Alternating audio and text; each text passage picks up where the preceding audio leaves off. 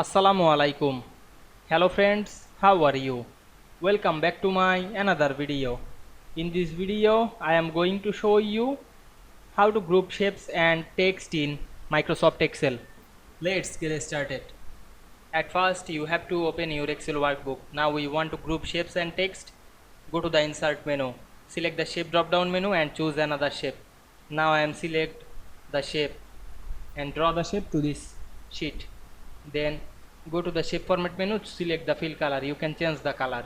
Now we go back again the insert menu, select the text box, then draw a text box. You can write anything, otherwise paste any text. Now I am paste some text. Press Ctrl V on our keyboard, select the text and go back the home menu, increase the font size. Now we want to group shape and text. At first select the shape, then press and hold the shift and select the multiple object. Go to the shape format menu, choose group option, make it group.